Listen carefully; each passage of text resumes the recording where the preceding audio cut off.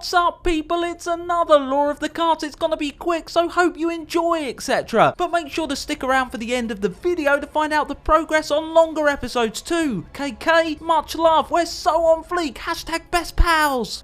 Enjoy the episode. We're embracing our darker side today and having a look at a few Warlock cards, starting with the Rastakhan legendary High Priestess Jeklik. Jeklik is a troll of the Zandalari tribe, though how she is represented in Hearthstone makes her look as though she may be a blood troll. She and other high priests, Thekel, Venoxis, Marley and Warlock, travelled to the ancient Gurubashi tribe city of Zul'Gurub upon the order of Rastakhan, king of the Zandalari. This was part of an effort to stop the summoning of Hir'eek, a troll god known as a lower. Hir'eek, the blood lower, had caused untold destruction in millennia past, and if he arrived on Azeroth once again, no doubt he would do the same. Despite the priest's best efforts, they were bent to Hir'eek's will, and so too by proxy were the lower they served, feeding Hir'eek their power and aiding in his summoning. Jeklik served Hir'eek, the Bat Lower, Lord of the Midnight Sky. With their high priests enslaved, the Zandalari recruited the aid of the Horde, adventurers banding together to storm Zul'Gurub. Given her location, Jeklik was likely one of the first priests encountered by the heroes. Upon spotting the adventurers, Jeklik leapt into the air, yelling, "Lord Hir'eek, grant me wings of vengeance." Her body transformed into a bat-humanoid hybrid, similar to that of the gargoyles of the undead Scourge. In this form, Jeklik was able to let out a disorienting screech that made those in the area incapable of spellcasting, and she could also summon hosts of Bloodseeker bats to tear apart her victims. After sustaining a fair amount of damage from the heroes, it became apparent her bat form was not working. Jeklik reverted back to her troll form, allowing her to cast Shadow Word Pain, Mind Flay, a chained Mind Flay, and heal herself. She would still summon bats, but of a different variety, raining fire bombs down upon Jeklik's opponents. Eventually though, this disciple of Hir'eek fell, happy to be free of Hir'eek's control. Years later, during the Cataclysm, the troll Jin'do collected the bodies of the high priests.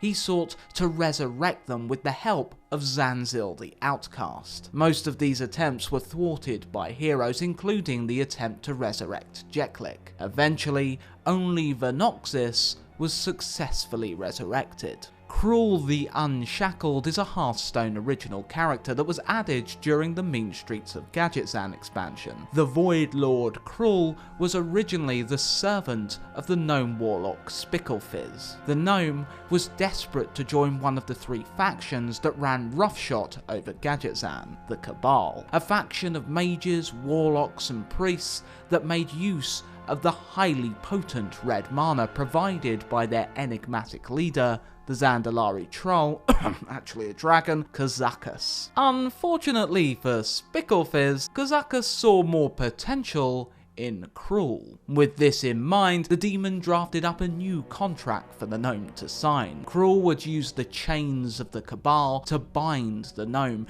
completely reversing their working relationship. Cruul would be the master, and Spicklefizz the slave. Eager and excited at the prospect of being accepted into the Cabal, Spicklefizz signed the contract without hesitation. Either that or he didn't read it properly. Always read the small print. With Cruul now the master, the two were accepted into the Cabal, which surely delighted Spicklefizz. Difficult to tell when you're the oppressed thrall of a demon though. Now the card Doom is a funny one, as in World of Warcraft, Bane of Doom became Doom. In terms of card design, Bane of Doom is closer to the original Warcraft spell. Doom was first added in vanilla World of Warcraft and was called Curse of Doom. This lengthy curse lasted a minute and only did damage when the minute expired. Upon damage, the curse had the small possibility of summoning a Doomguard. The Warlock would need to quickly enslave the demon, and it would then fight for its new master. In Cataclysm, the spell was renamed and redesigned. Bane of Doom would again last 1 minute, only this time it dealt damage every 15 seconds. Each tick of damage had a 20% chance of summoning an Ebon Imp to fight for the Warlock. This would be tweaked and played with up until the move's third redesign and rename. In Mists of Pandaria, Bane of Doom became Doom. When first added, it was similar to Bane, only this time could be cast on more than one target, could only be cast by the Warlock in their Metamorphosis form, and summoned Wild Imps upon a critical strike. Doom has changed over time yet again, and Battle for Azeroth sees it dealing damage every 20 seconds, with a small chance upon killing an enemy to summon a Doom Guard, only this time you don't have to faff around enslaving it. So, there you have it, 3 Warlock cards. Come on, hit the like button, it's literally 0 effort. Okay, well there's some effort involved, but it's minimal, so click it, you lazy So, Dragon Saga you say, how's that coming? I've got a nice regular schedule now of working on it for about 3 hours every Sunday, and the dragons are about to have their final confrontation with Galakrond.